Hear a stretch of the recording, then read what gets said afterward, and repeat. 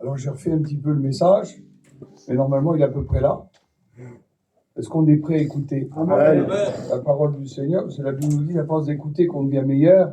Et l'enseignement du Seigneur ce soir, c'est simple.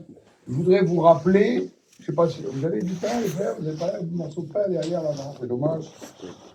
Je voudrais vous rappeler les bienfaits du Saint Repas du Seigneur, de la Sainte Seine, la communion, la Seine. Vous comprenez ça? Et c'est dommage, j'aurais dû appeler le copain avant en disant, pense qu'il faut prendre du pain, il prend du vin, on va faire la Sainte Seine ce soir. Ah bon? Pourquoi? Il y a un jour spécial pour la Sainte Seine? Non. Toutes les fois que vous vous réunissez. Donc ça veut dire que si on se place dans les mains du Seigneur, ce soir peut être le Saint Repas. Amen. Je prends avec discernement, je me place devant Dieu. Et je prends une bénédiction. On est béni, on avance. Amen. Vous voulez? Amen. Moi je veux avancer. Alors quand bien même il n'y a pas de pain. Ah, j'ai entendu parler des gens qui... c'est un petit peu pas grand-chose à voir, mais qui étaient dans les camps de concentration. Et vous savez que même dans le judaïsme, on prend le pain et le vin de la même façon. Et même dans les camps de concentration, ils prenaient du pain fictif et du vin fictif. C'était pas du vrai pain, c'était pas du vrai vin. Mais tellement ils le prenaient en discernant, ils prenaient une riche bénédiction avec. Et je vois ce soir que Dieu veut nous bénir en travers cela, de se placer dans la parole de Dieu. Excusez-moi, j'ai chopé une angine, là, j'ai la gorge prise. Et puis les étudiants, là, ils ne nous ménagent pas dans les questions. Alors on fait les grands, on essaye de répondre, mais on ne sera jamais comme nos anciens qui ont répondu avant. On essaye de les imiter, on fait ce qu'on peut, mais c'est dur. Je me demande comment ils faisaient les vieux pour faire les 4-5 heures de cours d'affilée. On a commencé il y a 4 jours, on est moitié mort. Ils faisaient ça 40 jours, 50 jours. Seigneur, c'était des surhumains. Ils étaient surnaturels, voire extraterrestres. Amen. Gloire à Dieu. Il nous manque. Quel manque ces hommes-là, quel manque. Gloire à Dieu. Je regardais ça encore tout à l'heure, des dates qui sont gravées dans mon esprit, dans mon cerveau. Le 26 janvier 2020, Père Jimmy. Le 1er mars 2017, on perd encore un autre frère. Et puis le 1er mars 2013, notre frère Paillon part auprès du Seigneur. Puis là, dernièrement, notre frère Tarzan, tous nos anciens partent. Et je disais, cette année, l'école biblique, on la fait pas. On ne peut pas la faire. Le COSEC, bien sûr, c'était juillet 2001, le COSEC. On ne peut pas oublier ces dates-là. Parce qu'ils sont gravés dans nos mémoires. Amen. Je disais encore à mes copains, on va faire comment cette année? Ils sont tous partis, nos vieux là. Comment on fait? Eh bien, on fait. Et aujourd'hui, j'apportais à nos étudiants l'étude de notre frère Paillon, l'imposition des mains.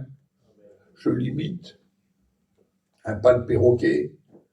Et j'essayais de remplir les cases qui manquaient dans l'étude. Il manquait des cases dans l'étude. Alors j'ai rempli les cases. Mais je dis, pourquoi il ne l'a pas mis dans l'étude? Mais il l'avait là, lui, l'étude. Il n'avait pas besoin de la mettre sur le papier. Mais je dis, oui, mais moi, je suis obligé. Alors j'essayais de remplir les cases qui me manquaient. Et je disais tout, il nous manque. On voudrait tant qu'il soit là. Amen. Puis je vais essayer de vous parler du Saint Repas du Seigneur. Sur la Sainte Seine. Gloire à Dieu. Et je pense à cela. Nous avons besoin de nous rapprocher de l'Écriture, de sonder les Écritures, et de les prendre en considération. Je voudrais qu'on prie pour moi. Je voudrais que Samuel prie pour moi. Seigneur, notre Dieu, notre Père, il ramanique ce soir, il va apporter ce conseil de Dieu, que nos cœurs soient disposés, Seigneur, à recevoir ta parole, parce que ta parole est le pain qui est descendu du ciel. Et nous voulons, Seigneur, se rassasier de ce pain. À toi l'honneur, à toi la victoire, à toi la gloire, Seigneur. Bénis mon frère maintenant, Seigneur. Conduis-le par Dieu maintenant, conduis-le par le Saint-Esprit maintenant. À toi l'honneur et la gloire, Seigneur. Merci. À toi la gloire, Jésus. Amen. Merci à Dieu. Amen. Je pense à ce texte que vous connaissez tous à peu près, où on a entendu les bases, et dès qu'on commence à le citer, beaucoup d'entre nous peuvent le répéter, il n'y a pas de souci. Ce texte qu'on écoute au moins 52 fois dans l'année. Mais nous, quand on est à l'étranger, on prend des fois 2 fois le culte ou 3 fois le culte dans la journée, parce qu'on va dans des églises différentes dans la journée. Le dimanche, on peut faire une réunion le matin, l'après-midi et le soir. Donc on répète encore ce texte-là. Ce texte, vous le connaissez. Est-ce que vous l'avez approfondi? Je ne sais pas. Est-ce que vous l'avez analysé? Je ne sais pas. Ça ne m'empêche pas de venir prendre la Sainte Seine. Depuis 10, 15, 20, 30, 50 années, pour les plus anciens parmi nous, on prend le Saint Repas. Et tous les dimanches matins, on a un pasteur qui, vers 11h, 11h30, là, répète ce texte. Ce texte, il est beau, il est simple, mais dans ce texte, il y a tout. Il y a la mémoire, il y a la prise de conscience, il y a l'autodescription, il y a l'autocontrôle, il y a la dignité, tout est marqué dans le texte. La dignité, c'est très important. Le discernement, très important. Et je pensais à cela, vous lirez ça dans la première épître de Corinthiens, chapitre 11, verset 23, car j'ai reçu du Seigneur ce que je vous ai enseigné. C'est que le Seigneur Jésus, dans la nuit où fut livré, prit du pain, après avoir rendu grâce, le rompit, dit, ceci est mon corps qui est rompu pour vous, faites ceci en mémoire de moi toutes les fois que vous en mangerez. Quelle parole douce et simple. L'apôtre Paul avait reçu de la part du Seigneur cette parole. De même, après avoir soupé, il prit la coupe et dit, cette coupe est la nouvelle alliance en mon sang. Faites ceci en mémoire de moi toutes les fois que vous en boirez, car toutes les fois que vous mangez ce pain, que vous buvez cette coupe, vous annoncez la mort du Seigneur. Un petit travail pour les sœurs. Vous annoncez la mort du Seigneur jusqu'à ce qu'il vienne. Un petit travail pour les frères aussi. Vous annoncez la mort du Seigneur. Alors Jimmy va me dire, je ne suis pas pasteur, Manixement. Je vais dire, si, Jimmy, quand tu prends le pain et le vin, tu annonces la mort du Seigneur. Amen. On voit en travers toi quelqu'un qui prend quelque chose, qui prend des forces, qui prend une bénédiction en discernant, en analysant. Et à cause de cela, tu me délivres un message, tu m'annonces. Même si tu n'es pas pasteur, pas besoin d'être pasteur pour annoncer. Un bon témoignage, un plus grand message que n'importe quelle prédication d'un tocard. Un grand témoignage. Ayons un grand témoignage. Amen. Et puis il dit ces mots-là, vous annoncez la mort du Seigneur. C'est pourquoi celui qui mangera le pain ou boira la coupe du Seigneur indignement se rendra coupable envers le corps et le sang du Seigneur. Que chacun donc s'éprouve soi-même. Il n'est pas parlé de libre arbitre là. S'éprouver, c'est l'autocontrôle technique. Il n'y a pas de libre arbitre dans tout ça. Et puis le texte continue en disant que chacun donc s'éprouve soi-même et qu'ainsi mange le pain et boive de la coupe, car celui qui mange et boit sans discerner le corps du Seigneur mange et boit un jugement. Il parle de jugement aussi, obligatoirement. Lorsqu'il y a contrôle, il y a analyse, on voit ce qu'on est ou ce qu'on va devenir ou ce qu'on est devenu. Il y a un contrôle, une analyse et forcément, on tombe sous un jugement. Et pourtant, le dimanche matin, on est venu pour être béni. Tout dépend de la manière dont tu es venu, la manière dont tu t'es placé devant le Seigneur. Et je regardais ce mot, car j'ai reçu du Seigneur. Je vous disais tout de suite que nous, on n'aidait pas le perroquet. Paillon, en 95, m'avait demandé d'apporter un sujet à l'école publique. J'étais tout jeune, je n'étais pas vieux en 95, comprenez-moi, j'étais à peine reconnu depuis 3-4 ans. Et je ne sais pas ce qu'il prend dans l'idée. J'amène une feuille à mon maître, je veux dire. J'emmène quelques feuilles que j'avais pris des petites notes. Et je lui donne. Et Paillon lit ses notes. Et puis il dit, demain petit, tu reviens, je te dirai qu'est-ce qu'il en est. Bon, Jésus, je passe la nuit sans dormir. Et le lendemain, je viens vers lui, tiens petit, il me donne des notes. Et je m'en vais dehors et je rentre chez moi. Tous des points d'interrogation. Un rond, ça attaque avec un point. Plus loin, un rond, un point. Plus loin, un rond, un point. Je dis, Seigneur, il n'a rien compris. Et puis j'étais embêté, donc je repasse une nuit. Et je reviens vers lui, je me rappelle, il était dans son bureau le matin. Je frappe. Oui, petit. Il avait vu passer par le carreau. Je ne pouvais pas l'avoir, le vieux. Je rentre dedans. Oui, Paillon, oui, m'excuse. L'étude, ça va pas, hein. Tu comprends pas? Comment ça? Ben, je dis, regarde, c'est quoi ça? Ben, c'est bien. Et puis ça, là. Je lui faisais voir les points d'interrogation. Ben, c'est bien. Et puis celui-là, là. Ben, c'est bien aussi. Ben, je dis, si, mais c'est un point d'interrogation. Et alors? Ben, je dis, tu aurais dû mettre un point d'exclamation. C'est pas pareil, c'est 3 points d'exclamation. Interrogation, exclamation, c'est pareil, petit. Ben, je dis, non, pas pour moi, j'ai passé 2 nuits. Vous comprenez le sens? Ah, il dit, c'est trop bien. D'ailleurs, tu vas l'apporter aux étudiants. Il m'a enrôlé et je me suis souvenu, 17 ans auparavant. 16 ans, quoi. On était à Orléans, et puis Gugus m'avait parlé de Paillon. Tout l'été m'a parlé de Paillon, Gugus, son frère. Paillon, je voudrais bien le voir, le monument, là. On parle d'un monument, je ne le vois pas. Et on était à Orléans, et puis d'un seul coup, les petits courent de tous les côtés. Paillon est là. Alors, il dit, tout le monde sur la place. Paillon, il arrive. Il dit, enfin, je vois le monument. Il y avait un petit Toyota bleu, comme ça, rempli de tissus dedans. Des petits tissus pour faire les rideaux, là, je ne me rappelle plus trop bien. Puis je le vois, je m'approche tout doucement. J'étais tout jeune, j'avais 16 ans et demi, 17 ans. Moi. Bonjour. Bonjour, petit. T'es quelle famille, toi? Tout de suite, il demandait la famille. Ben, je dis, moi, de famille, j'en ai pas trop, je suis Rémi. Et je suis élevé dans la famille Baumgarten. Baumgarten. Baumgarten. Il dit, tous mes tantes, c'est des Baumgarten. Il disait. Ah, il me parle de toute la famille, il remonte jusqu'à Louis XVI, à peu près, quoi. Et puis il me dit, tu vas à la Réunion? Non. Attends, petit, il fouille sous le coussin de devant, là. Il me sort 2 études. Le remède de péché. Et puis l'Église catholique. Tiens, petit, tu liras ça. Alors je lis les 2 études dans la nuit, parce que je lui avais dit oui, je vais les lire. Et parce que je lui avais dit oui, je vais les lire, il fallait que je les lise. Le lendemain, je lui ramène des études. Alors, ben voilà, tu les as pas lues. Si, tu les as lues. Oui, tu les as lues. Oui, tu les as lues. Ben, j'ai l'Église catholique, les Romains, les ci, les là, ça m'intéresse pas trop. Par contre, le péché, oui, j'aime bien le péché. Oh, petit, tu l'as lu. Il pose les études, il en ressort 2 autres. Mon bon Jésus. Le grand salut, les témoins de Jéhovah. Tiens, petit, et il me dit ce mot. Je me rappelle encore aujourd'hui. J'ai 62 ans, bientôt, je me rappelle de ce mot-là. Il dit, j'ai 16 ans, et il me dit, tiens, petit, ça va te servir plus tard. Et je prends les études, il dit, garde les 2 autres. C'est vrai que ça m'a servi plus tard. Parce que plus tard, j'ai été enrôlé dans cette équipe qui a le privilège d'enseigner nos jeunes gens maintenant. Gloire à Dieu. Et cet homme-là l'a fait à 2-3 hommes, ça, il l'a pas fait à plus. Et je remercie le Seigneur pour ces hommes. Amen. Quel privilège. Regardez ce que dit l'apôtre. Car j'ai reçu du Seigneur. Il n'a jamais vu Jésus, lui. Il l'a reçu par révélation. Car j'ai reçu du Seigneur ce que je vous ai enseigné. Et nous, l'enseignement qu'on apporte aujourd'hui, on déroge pas aux bases anciennes, on déplante pas les bornes, on reste calé sur la parole de Dieu. Je suis un perroquet, oui, c'est vrai. J'apporte les études de mon frère Payan, de mon père Payan. Ça ne me dérange pas du tout. Quelle fierté. Amen. Il a passé des heures mangeant des bougies et des Amen. bougies à construire les doctrines et les études. Il prend les doctrines de la Bible, il les construit. Pour moi, c'est un petit gâteau tout fait, une petite recette toute préparée. Je suis le perroquet, gloire à Dieu. Vaut mieux être une roue de secours dans la voiture de Jésus que d'être le volant dans celle du diable. Amen. Soyons des roues de secours. Gloire à Dieu. Que Dieu nous appelle, que Dieu Amen. nous utilise. J'avais toujours ma petite étude, moi, qui était posée sur le placard dans ma camping. Et j'attendais le matin. Et des fois, j'écoutais les pas sur le gravier. Crac, crac, crac. Et des fois, ça faisait croc, croc. Ça, c'est Jimmy.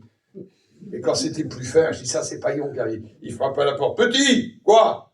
Lève-toi, tu prends les 2e années. Quelle vitesse pour me lever. C'était pas prévu. Mais alors, je l'ai fait avec régal pendant des années. Puis aujourd'hui, on est là. Ils sont plus là, puis nous, on est là. Merci au Seigneur, mais ça nous manque. Amen. Et lui, l'apôtre Paul, dit, j'ai reçu du Seigneur, c'est une doctrine qui vient de Dieu. Et ça vaut mieux que n'importe quelle pensée qui vient d'un homme.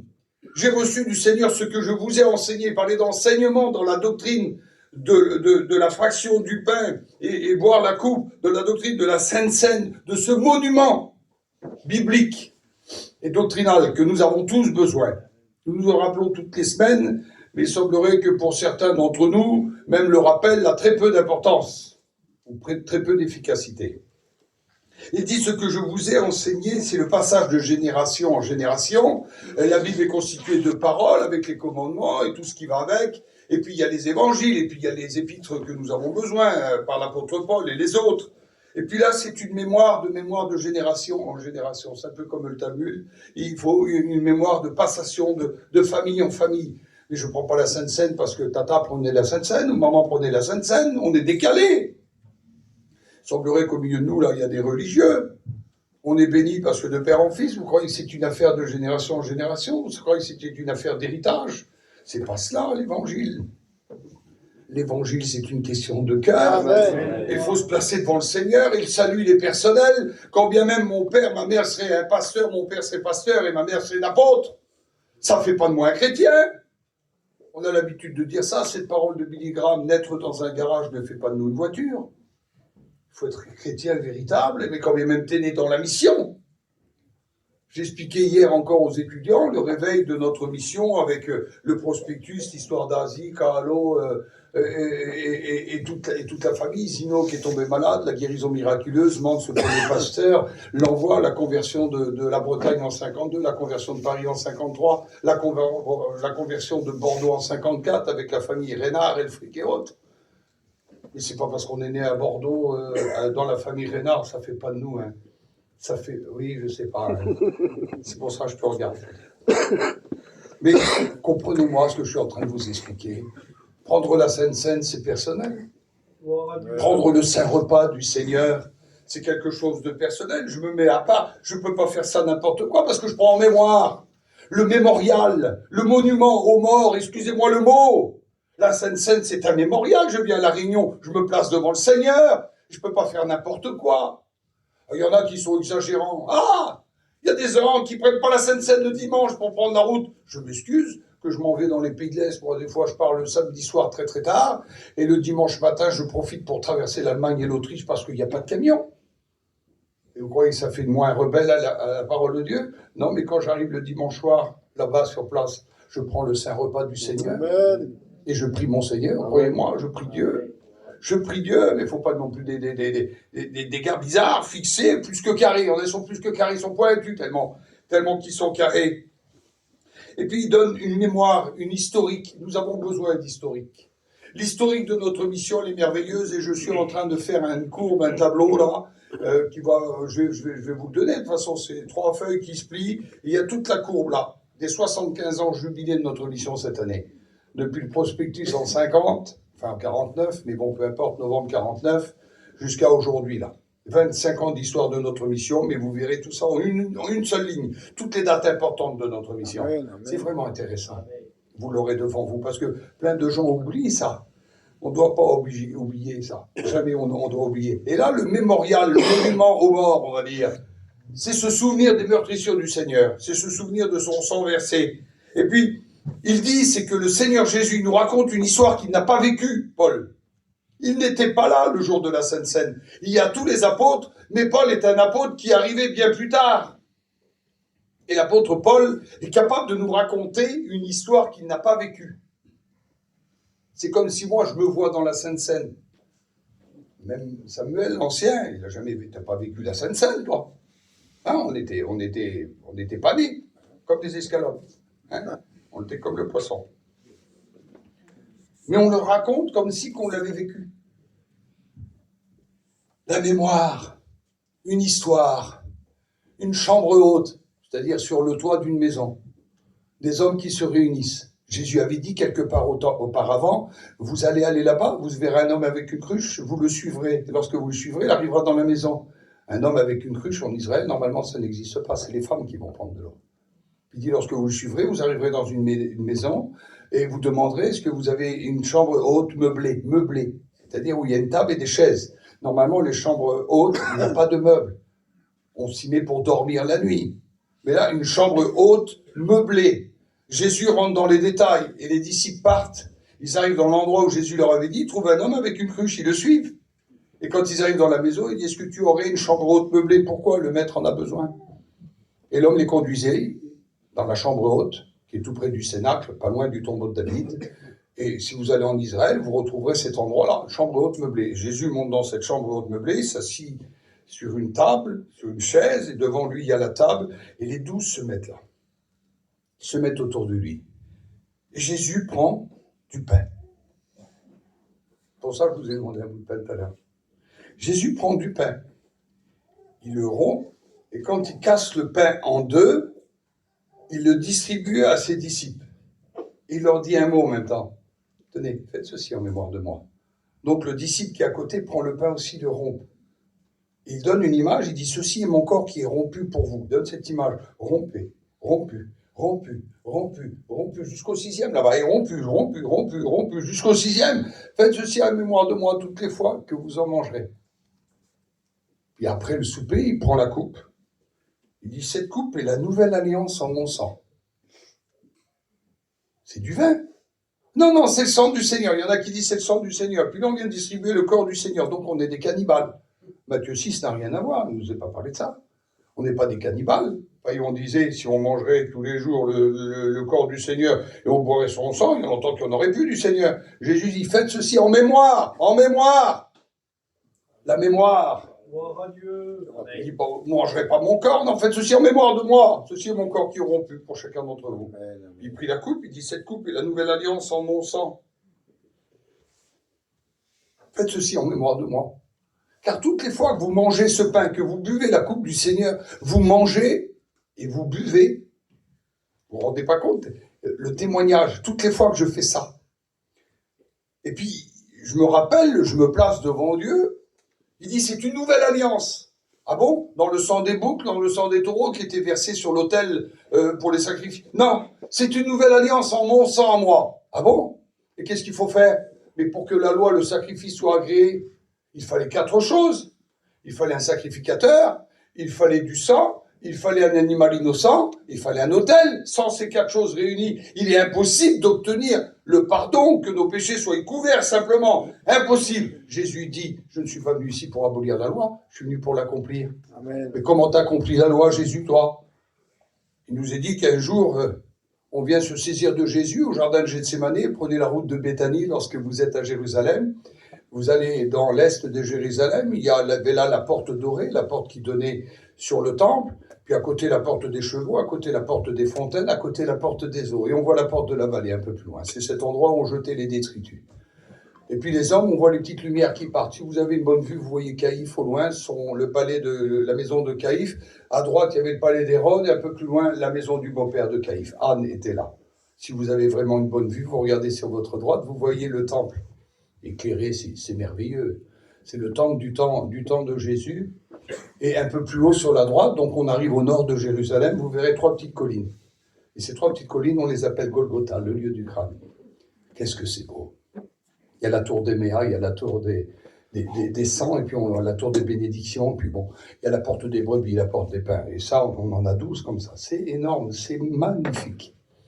Et lorsqu'on voit ces petites lumières qui arrivent au loin, Jésus a décidé de se mettre dans un endroit qu'on appelle le jardin des Oliviers, le mont des Oliviers. Et en bas du mont des Oliviers, aujourd'hui où se trouvent des oliviers millénaires, il y a ce petit endroit qu'on appelle Gethsémanée. Pourquoi on l'appelle Gethsémanée? C'est parce que Gethsémanée, ça veut dire le pressoir à huile. C'est l'endroit où on venait presser l'huile. Il fallait que l'huile vierge vienne être pressée ici.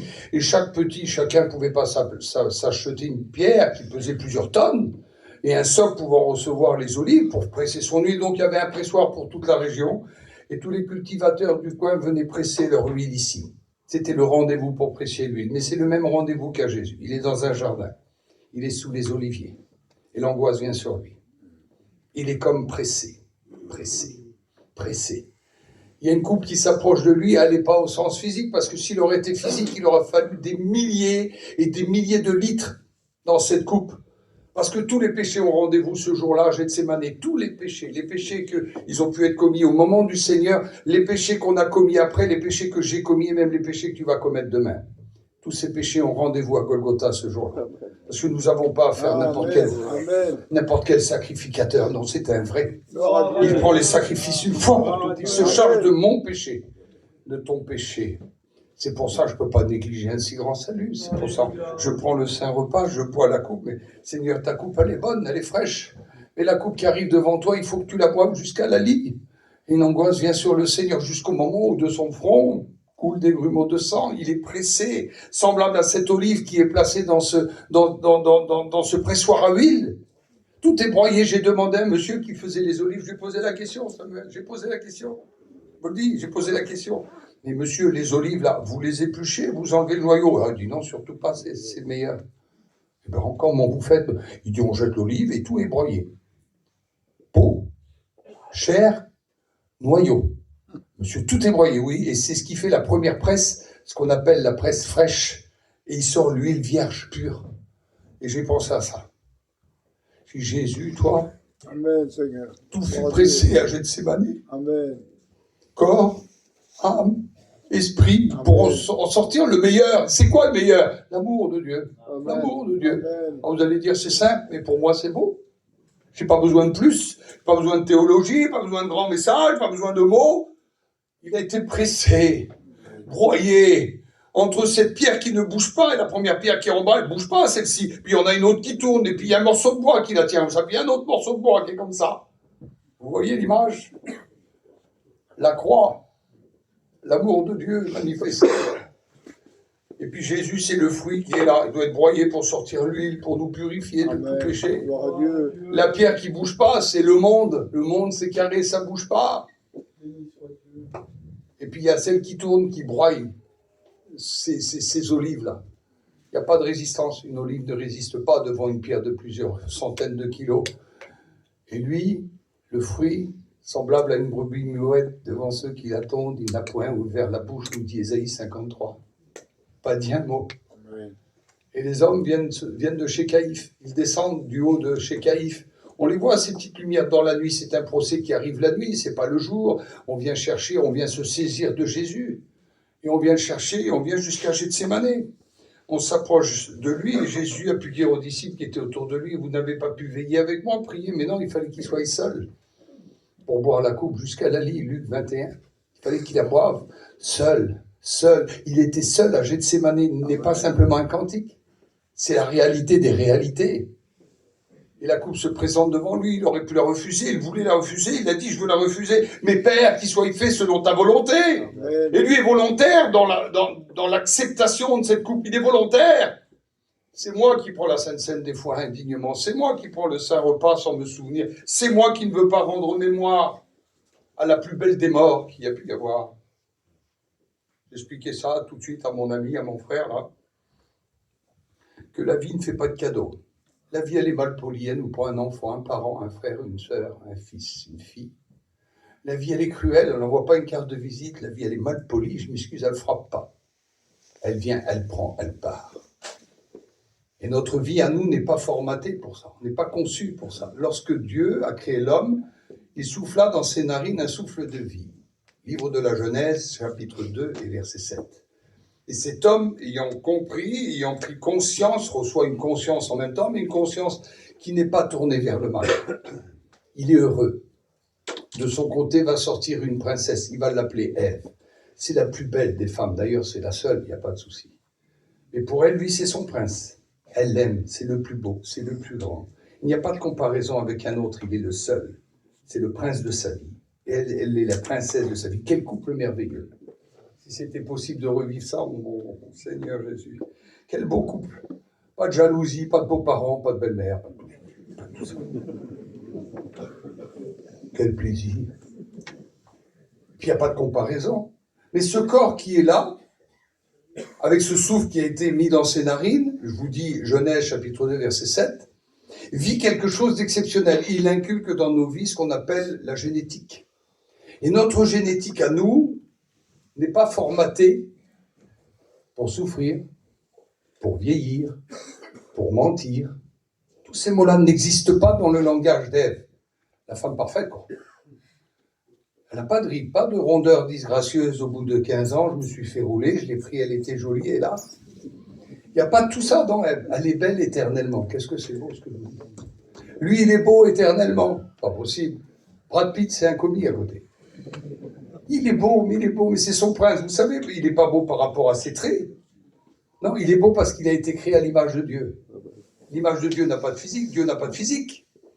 À l'image de Dieu, dans le cœur de Dieu, dans la pensée de Dieu, dans l'amour de Dieu, dans la tendresse de Dieu, il a tous les attributs de Dieu. Il n'y a qu'un attribut qu'il n'a pas encore, qu'il va découvrir plus tard lors de la désobéissance, le péché, parce que le marchand de fruits est passé le primeur. Il a distribué un fruit.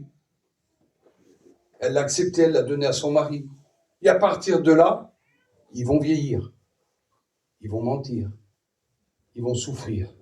Mais avant, ils n'étaient pas formatés pour ça. Paul dit, pas formatés pour souffrir. Je te le dis.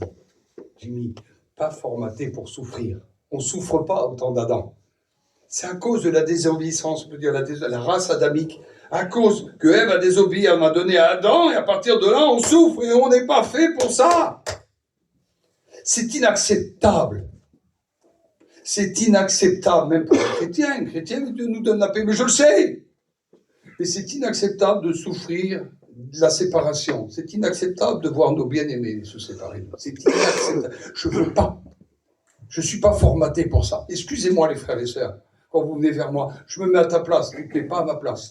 Après la réunion, tu rentres chez toi. Moi, je prends mon fardeau avec moi et je l'emmène à la voiture. Tu comprends ce que je veux dire? C'est inacceptable. Mais Dieu, dans sa grâce, Amen. dans ces moments de découragement, dit, si tu prends le saint repas du Seigneur, je vais t'affermir, je vais te faire grandir. Amen. Je vais te faire grandir. Gloire à Je vais Dieu. te donner des victoires. T'es comme David, t'es désespéré, t'es attristé, t'en peux plus. Tu dis, Seigneur, frappe-moi comme on la frappe un linge au lavoir. Purifie-moi avec de l'hysope, désinfecte-moi. Purifie-moi, désinfecte-moi. Il dit, je sais, ne me prive pas de ton Saint-Esprit. Job vivait la même situation, ayant vécu la séparation. Il meurt, il n'en peut plus. Il est assis dans la cendre et prend des tisons, des bouts de bois, de charbon pour se gratter. Personne, il n'a même plus personne pour le soigner, pour s'occuper de lui. Il dit, je suis désespéré, je suis dégoûté. Tu sais ce que ça veut dire, dégoûté? Ceux qui ont vécu cette maladie il y a quelques années, certains avaient perdu le goût à gueusis, dégoûté. Et lui, Job dit, je suis dégoûté de la vie, j'en peux plus. J'en peux plus. Et vous savez ce qu'il dit tout de suite après, Job? Je sais que mon Rédempteur est vivant. Amen. Seigneur Jésus, quel homme. Il avait des fils, il avait une famille, il avait tout, il avait des richesses, il avait des troupeaux, il avait tout, il perd tout. Il est assis dans la cendre. Il dit, je sais que mon Rédempteur est vivant. Et de cela, il prend des forces. Quand on est assis le dimanche matin dans l'église, vous pouvez prendre des forces. Vous voulez que je vous explique comment on fait? On prend le pain, en se souvenant, en mémoire. Quand je romps le pain, je fais ceci en mémoire du Christ, car ceci est ton corps, Seigneur, rompu. Il le distribue aux 6 par là, il y en avait 6 par là. Puis il leur donne l'enseignement, faites ceci, prenez cette coupe et la nouvelle alliance en mon sang. Amen. Mais Jésus, est-ce que tu remplis les conditions? Oui. Ah bon? On saisit Jésus. On ne le fait pas passer par la porte des chevaux, c'était trop digne, ni par la porte de la fontaine, ni par la porte des eaux. On ne peut pas le passer par la porte dorée, la porte de l'Est, on l'appelle aussi. C'est impossible, on arrive directement dans le temple. Le Saint-Nédrin est bon. Non, on fait ça en faucheton, excusez-moi de l'expression. On le passe par la porte de la vallée. Un tribunal le soir, la nuit. On le mène jusqu'à Caïphe. Et lorsqu'on le mène jusqu'à Caïphe, Jésus se présente jusqu'à Caïphe. Et puis le seul mot d'ordre pour le faire mourir, c'est qu'il dise quelque chose qui ne va pas, le Seigneur. Alors on le force à parler. S'il dit « je suis le Fils de Dieu », il blasphème, donc il doit mourir. Et Caïphe lui dit « es-tu le Fils de Dieu ?» Jésus ne dit pas « je suis le Fils de Dieu », il dit « tu l'as dit ». Et Caïphe lui donne une claque, un revers de la main dans la bouche. On ne fait pas ça à un homme. Dans la loi d'Israël, on ne frappe pas un homme dans la bouche. D'un revers en plus. Et puis cet homme se met en colère. Ah bon? C'est quand même un monsieur, Caïphe. Il est sacrificateur. C'est lui qui fait les sacrifices. Pour le Kippour, c'est lui qui pose sa main sur la tête du bouc au nom de tout le peuple. Il identifie le bouc à tout le peuple, les pécheurs. Il pose ses 2 mains sur sa tête. Le bouc s'en va mourir dans le désert et le péché est couvert. Couvert, tranquille pour 1 an. Qu'est-ce que c'est bon, quelle puissance qu'il a, le monsieur là. Sacrificateur. Jésus lui dit ça, il se met en colère, le monsieur. Et quand il se met en colère, il prend sa tunique et il l'arrache. Il y a des hommes qui font ça encore aujourd'hui. Hein. Ça veut dire qu'on est vraiment en colère. Mais en faisant ça, selon la loi juive, il fait une passation de pouvoir. Un souverain sacrificateur qui arrache sa tunique, il donne son pouvoir de sacrificateur à celui qui se trouve en face de lui. Premier point, on l'a. Par rapport à la loi, il faut 4 points. Sacrificateur, un animal innocent, il faut que le sang coule et il faut qu'il y ait un autel. Premier point, Jésus se retrouve sacrificateur. Quelle beauté! Amen. Sacrificateur à jamais pire que Melchisedec, puisqu'il est encore aujourd'hui le dernier sacrificateur. Après Jésus, il n'y a plus jamais eu de sacrificateur en Israël. Il n'y a plus jamais eu de sacrifice. Terminé. Et on arrive, oui, mais il faut encore 3 points. Oui, comment tu fais pour trouver 3 points? Qu'est-ce qu'il faut en fait? Après le sacrificateur? Hein? L'animal innocent. Un agneau innocent. Jésus, c'est un homme.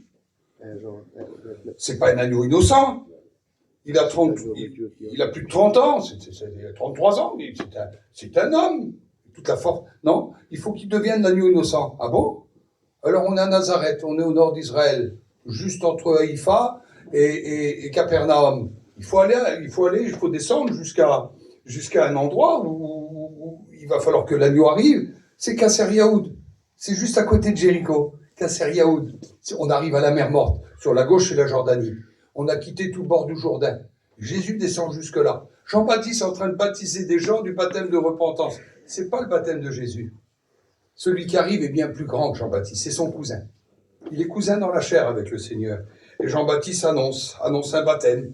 Oh, il se permet de parler à Hérode, il se permet de parler à tous les hommes d'une façon arrogante. Celui qui arrive, il n'est pas arrogant, il est rempli d'amour.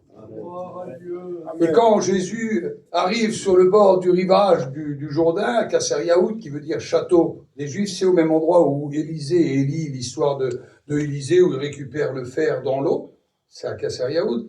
Naaman le lépreux, Kasser Yaoud. Le passage de Josué avec le peuple, Kasser Yaoud. Oh, il y a plein de choses qui se sont passées ici. Mais là, il arrive l'histoire la plus extraordinaire. Mais qu'est-ce que ça a à voir avec la Sainte Seine? Je vais te le dire.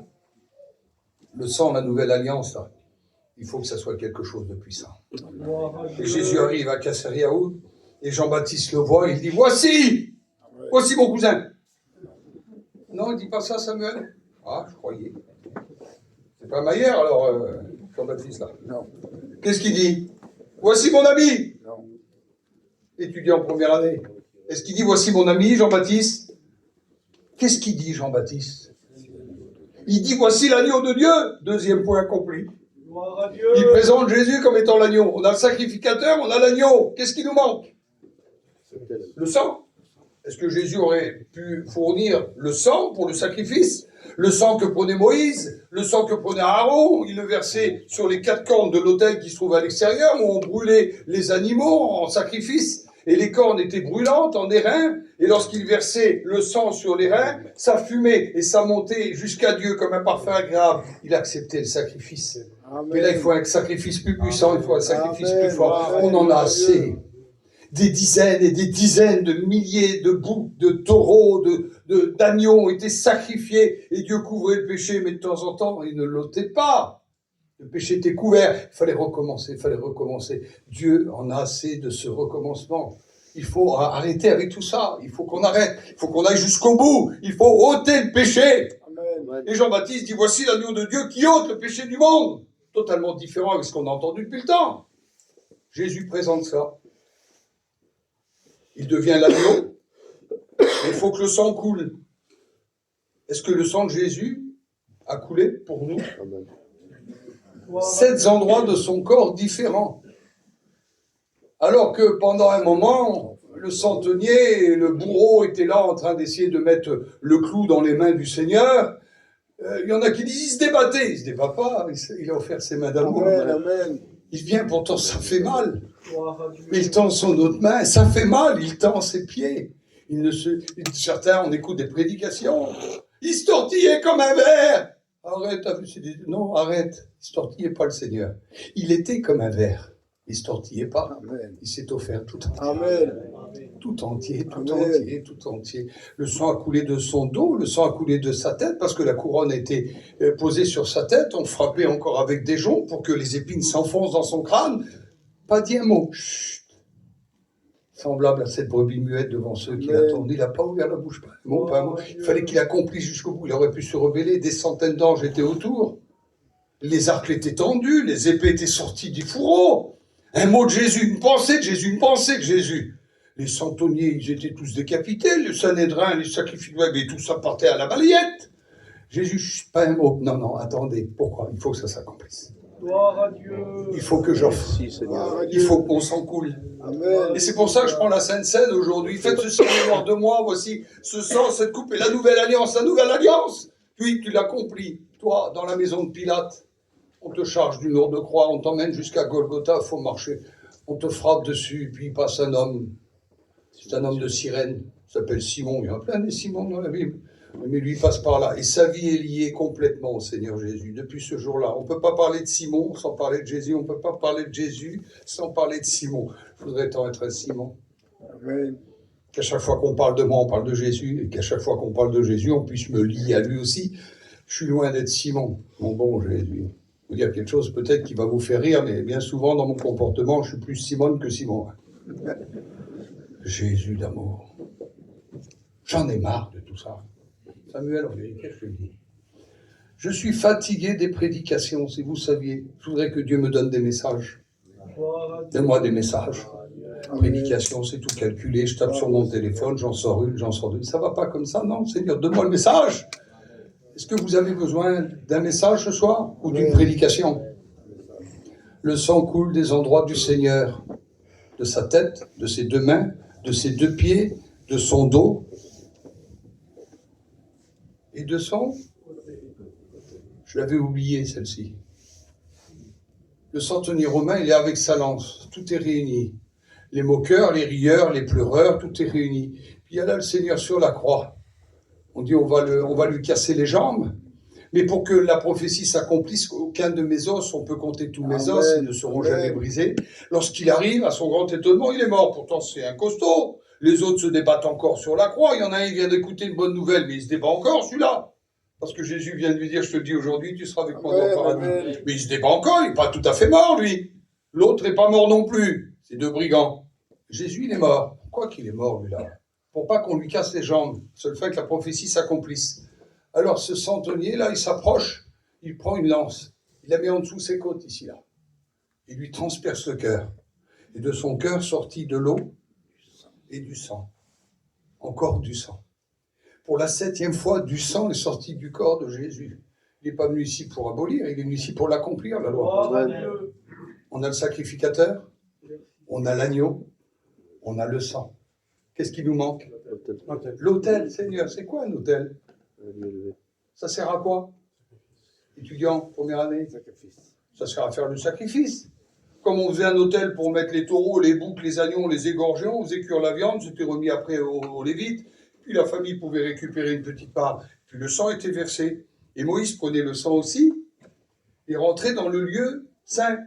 Quand il rentrait dans le lieu saint, sur la droite, il y avait la table des pains de proposition. En face de lui, il y avait la table des parfums. Sur la gauche, il y avait le chandelier d'or. Puis il y avait le souverain sacrificateur qui était là, avec les 12 pierres sur les pectoraux, représentant les 12 tribus d'Israël. Puis plus loin, vous voyez un rideau là-bas. C'est quoi ce rideau? On s'approche. Vous rentrez avec moi? On s'approche du rideau, mais il est lourd à ouvrir. C'est un rideau qui fait environ 10 à 12 cm d'épaisseur, pour pas que la lumière rentre à l'intérieur. Cet endroit est éclairé simplement par la lumière du chandelier, et on rentre à l'intérieur. À l'intérieur, il y a là une arche, semblable à ce petit pupitre-là. Mais elle est toute en bois d'acacia, recouvert d'or, c'est merveilleux, c'est beau. Il y a des pommes gravées dessus, des grenades. Puis là, il y a deux anges qui sont face à face, avec les ailes déployées. Qu'est-ce que c'est beau, ça? C'est puissant, c'est glorieux. Puis ces deux anges aux ailes déployées, là, ils attendent aussi que le sang soit répandu sur les quatre coins de l'arche. Mais qu'est-ce qui se trouve à l'intérieur de l'arche? On regarde, on ouvre l'arche. On regarde ce qu'il y a dans l'arche. Qu'est-ce qu'il y a dans l'arche? Il y a des pains. Tiens, encore des pains là. Faites ceci en mémoire de moi, Seigneur Jésus. Et c'est pourquoi on a mis des pains dedans? Les pains, c'est la manne dans le pot. C'est environ 300 grammes de manne dans un pot. Pourquoi ils ont mis du pain? Pour que le peuple se souvienne de ce que j'ai fait pour vous dans le désert. Donc il y a la manne qui est là. Qu'est-ce qu'il y a encore? La manne, c'est le pain, c'est Jésus, oui ou non? Il y a la parole. Jésus n'est-il pas appelé la parole faite chair? Il y a Jésus encore là. C'est pas possible au monde, tout est là dans l'arche. Oui, mais il manque quelque chose encore. Ah bon? Il y a quoi? Il y a un bâton. C'est un vieux bâton. Oui, c'est un vieux bâton, mais il est particulier celui-là. Ah bon? C'est un vieux bâton d'amandier, les amandes. Et puis on les a mis par terre, les bâtons, un jour, parce que les 12 tribus, tout le monde voulait être le chef là-dedans. Là. Ça ne change pas beaucoup vers nous, hein. Tout le monde veut être le chef. Si je viens ici, moi, demain, je crois bien que je vais me mettre pas mal, cette église, elle est toute faite, moi, j'en ai pas. Mais je viendrais bien ici faire le chef, moi. Non, il ne veut pas, lui. C'est mon neveu, il a peur, il me connaît. Il y avait un bâton en amande. Chacun voulait être le chef. Vous savez ce qu'il dit l'Éternel? Prenez les bâtons, mettez tous les bâtons dans un endroit, les uns à côté des autres, et puis on verra demain matin. Chaque tribu pose un bâton. Bizarre, ça, hein? Et Aaron pose son bâton.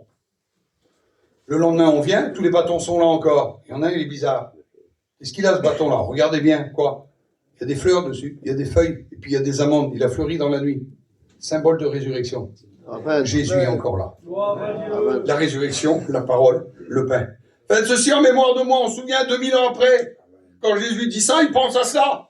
La nouvelle alliance, c'est plus l'alliance dans le désert, avec la table des pains de proposition, avec les parfums. Tout. Jésus réunit tout dans une seule alliance. Voici la nouvelle alliance en mon sang. Amen. Quel privilège, tu es petite chrétienne, ce soir, de te dire, dans 2-3 jours, je vais venir prendre le saint repas du Seigneur. Et je vais prendre en mémoire de moi, de toi, Seigneur, de même après avoir soupé et pris la coupe. Et on voit toutes ces choses s'accomplissent. Vous annoncez la mort du Seigneur jusqu'à ce qu'il vienne. Prudence, jusqu'à ce qu'il vienne. Faut tenir le coup. Amen. Faut tenir, mes frères et sœurs. Amen. Il y en a qui laissent tomber aujourd'hui. Mais pourquoi tu laisses tomber? T'es venu à la réunion parce qu'on t'a invité, mais c'est bien que dans ton cœur, t'as tout laissé tomber, t'as tout abandonné. Le Seigneur te dit, va jusqu'au bout. Parce que mon retour est proche. Amen. Ne t'ai-je pas dit que si tu crois, tu verras la gloire de Dieu. Amen. Et pourquoi on les envoie là? Pourquoi on les envoie à l'école biblique? Jésus revient demain, après-demain, dans 3 jours. Ben si, je m'excuse, si t'as pris des cours pendant 2-3 jours là, c'est pas bon, hein? T'en as pas assez? Ça peut aller plus loin, tant mieux. Si Jésus revient ce soir, t'auras pris des cours. Ça fait combien que tu prêches maintenant? Toi, ça fait 12 ans. T'auras prêché pendant 12 ans. Il y a 12 ans, on ne disait pas Jésus revient bientôt. Ben, je vais te annoncer une bonne nouvelle. Il y a 2000 ans, Amen. l'apôtre Paul, il a dit quelque chose. Vous la connaissez, cette parole? Il dit un signal donné, au son de la trompette, à la voix d'un archange. Voici, les morts en Christ ressusciteront. Et moi, j'ai mon cœur qui est rempli de bonheur. Alléluia. Amen. Et nous, les vivants qui serons restés, au son de la trompette, à la voix d'un archange, c'est ça, c'est bien ça. Hein. Nous, les vivants qui serons restés, nous ne devancerons pas ceux qui nous ont devancés. Mais nous partirons tous ensemble Amen. Amen. à la rencontre du Seigneur. Merci, mon Père. Oui, le petit qui est là, son père, il était très méchant avec moi.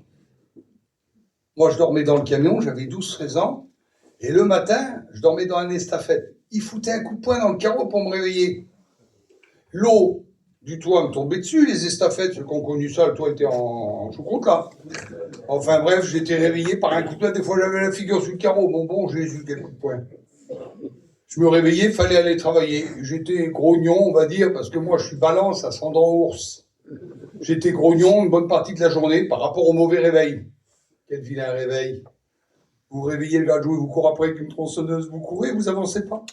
Vous vous retournez, vous le tapez, il tombe pas. C'est ça un mauvais rêve, ça s'appelle un cauchemar.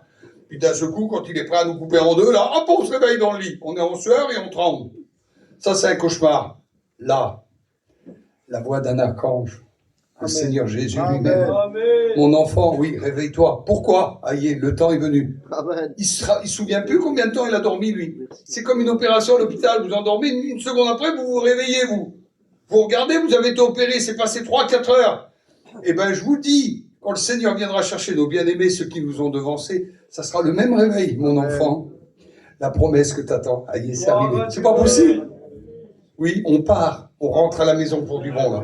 Quelle beauté, Seigneur. Et eux, ils vont pas nous devancer, nous, on les devancera pas. On partira ensemble sur les nuées du ciel. C'est ça, la bienheureuse espérance, oui. Mais je retrouve tout dans la Sainte Seine. On balle. Il est parti auprès du Seigneur. Nos parents sont partis auprès du Seigneur. Quel beau réconfort, Samuel. Quel beau réconfort de savoir nos enfants ne nous ont pas quittés. Et l'autre jour, il dit, j'ai perdu un tel. J'ai dit, tu l'as pas perdu, mon bon frère d'amour. Quoi? Il est auprès du Seigneur. Je sais, oui, moi, si tu l'as perdu, je sais, moi. Quel réconfort. Amen. Quelle bonté. Amen. Merci. La Bible nous dit, consolez-vous avec ces paroles. Et puis là, j'ai arrêté de marquer parce que j'ai oublié ma Bible. Et là, il y a une prudence. Il dit, celui qui mangera le pain ou qui boira la coupe du Seigneur indignement. Ça veut dire indignement, ça veut dire pas proprement. Vraiment. Indignement, ça veut dire pas en harmonie. Indignement, c'est qu'il n'est pas à la hauteur. Je ne suis pas digne, je ne suis pas à la hauteur. Je ne suis pas propre, je ne suis pas en harmonie. Celui qui prend le pain et le vin en harmonie, excuse-moi de te dire ça, la parabole elle est bizarre, va manger un grec en ville. Tu n'auras pas de condamnation. Quoique, des fois, il y a certains grecs, tu fais de la propagation pour l'islam. Mais là, il est parlé de dignité. Est-ce que moi, j'aurais perdu ma dignité? Non. Est-ce que vous avez perdu votre dignité? Non. Je vous promets que non.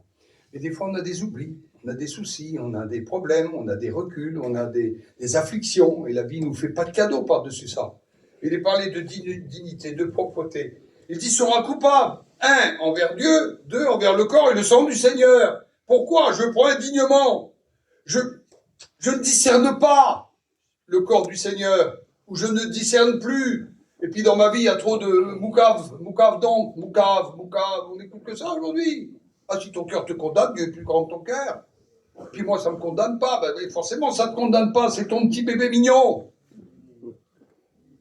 Moi, je veux faire un bilan. Vous voulez faire un bilan? Je veux faire un bilan de ma vie, moi. Je ne peux plus prendre la Sainte Seine comme ça. Je ne peux plus venir à la Réunion, je prends le gobelet, je l'envoie, puis je me sauve encore parce que je suis pressé, il faut que j'aille manger, ou j'aille des invités. Je ne peux plus, je suis fatigué de tout ça.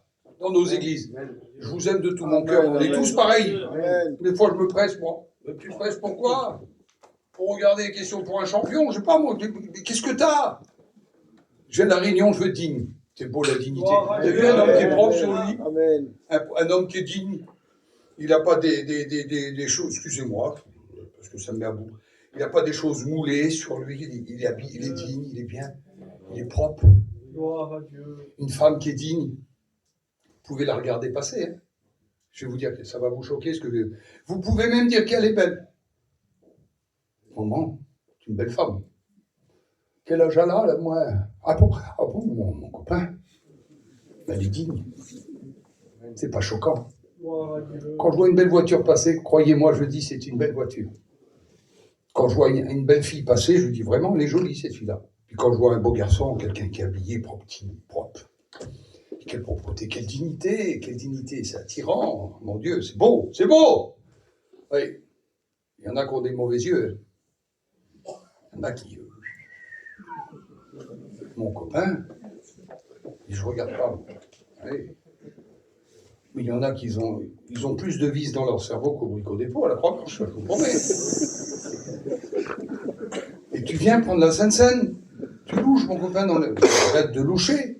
Tu poses dans l'église, tu marches, on dirait un porc. Et t'es pas là pour te crâner dans l'église, mon bon frère. Tu viens, tu t'assis, tu prêches, tu t'en vas. Tu passes pour le Saint-Repas, là. Tu passes pour l'offrande. Fais-le dignement. Amen. Amen. Fais pas le pan ici, hein. Le vieux disait ça, il dit ici, il n'y a pas de super. Le super, c'est la station, hein. On fait pas l'homme ici. On fait pas le pan. On n'envoie pas des flashs. Malheureusement, des fois, mon comportement fait que dans l'église, je ne sais pas comment je suis perçu. Excusez-moi de vous dire ça. Je l'ai dit. Amen. Car celui qui mangera le pain indignement, que chacun donc s'éprouve soi-même, et qu'ainsi il prenne le pain, le corps et la coupe du Seigneur. Dignement. Seigneur, s'éprouve soi-même, c'est quoi? Mon meilleur arbitre à moi. Je peux mentir à ma famille. Je peux mentir à mes enfants. Je peux avoir des secrets que même ma femme ne connaît pas. Et bien souvent, les plus grands secrets, notre femme n'est pas au courant. On a des secrets. Mais lui, là, on ne lui ment pas. Amen. Et nous, on ne peut pas se mentir à nous-mêmes. Je l'ai fait. Et puis, vous l'avez tous fait. Quand on se regarde devant la glace le matin. Hein? Maman, quel homme. Ça tient encore la route, hein? Hein, Jimmy? On l'a pas fait tous? Ah, tu vois, regarde. Ouais, je suis pas mal quand même, hein? Ouais, l'autre jour, elle m'a guetté dessus. Bah, forcément, regarde la dégaine que t'as. C'est normal que les gens te guettent dessus, idiot. C'est normal qu'on te guette, hein? Ne nous mentons pas à nous-mêmes. Amen. Ne rendons pas digne ce qui est indigne. Amen. Si je suis à la hauteur pour prendre la Sainte Seine, je veux la prendre dignement. Si je ne suis pas à la hauteur, je m'abstiens de la prendre. Il dit, les pasteurs, ils vont interdire la Sainte Seine. Non. On ne peut pas interdire la Sainte Seine.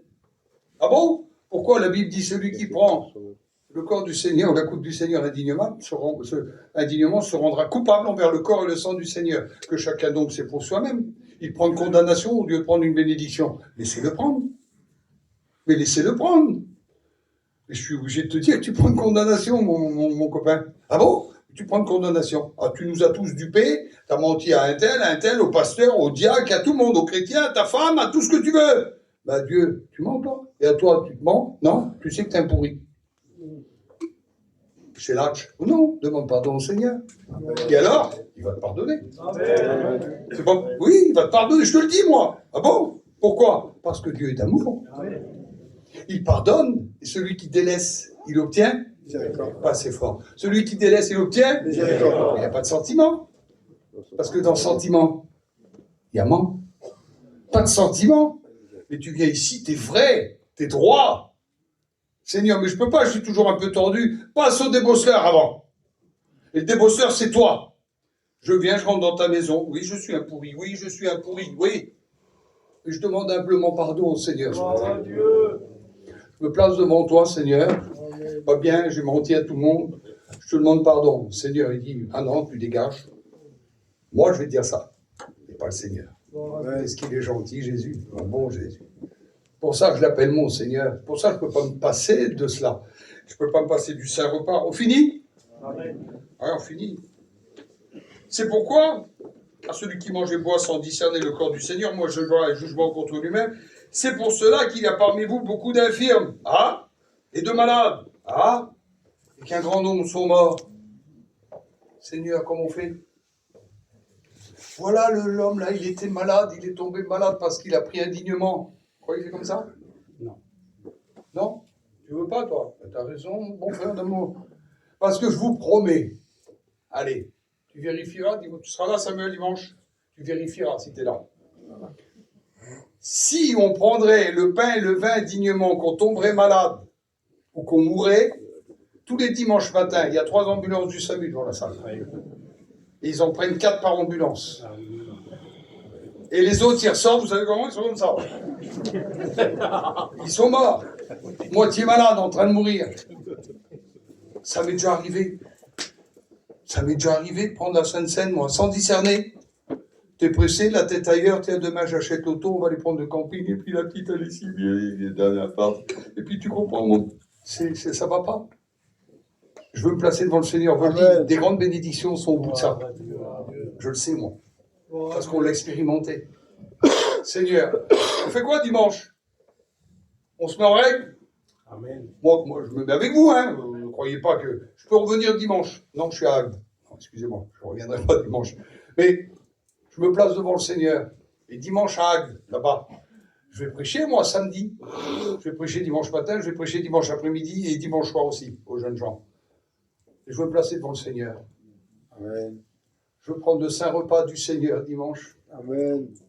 Je veux me rappeler de tout. Je veux voir la nouvelle alliance. Je veux voir le pain s'approcher de moi qui représente le corps du Seigneur. Je veux voir le vin qui s'approche de moi qui représente le sang versé du Seigneur. Et je veux mettre ma dignité dans le grible du Seigneur. Et quand je mets ma dignité là-dedans, dans ce grible-là, je ne veux pas avoir des clous, des pinces, des mots. Je ne veux pas voir tout ça. Je veux voir que la bénédiction au bout. On est prêt à le faire? Amen. Je vous demande. C'est pour cela qu'il y a parmi vous beaucoup d'infirmes et de malades et qu'un grand nombre sont morts. Si nous nous jugions nous-mêmes, nous ne serions point jugés. Si je me passe au grippe, moi, je suis le plus beau des petits gavalos, je suis le bourraclo du film. Je ne suis pas jugé, mais écoutez ce qu'il est dit. Mais quand nous sommes jugés, nous sommes châtiés par le Seigneur, afin que nous ne soyons pas condamnés avec le monde. Vous voulez être condamné avec le monde, vous? Mais non, forcément que non, puisqu'on ne fait plus partie du monde. Mais n'ayez pas le goût du monde, alors. Dans mes mariages, dans mes baptêmes, on baptise un petit, comme ça, on fait des fêtes, je ne sais pas ce qu'on a, nous, on est devenus fous, alors.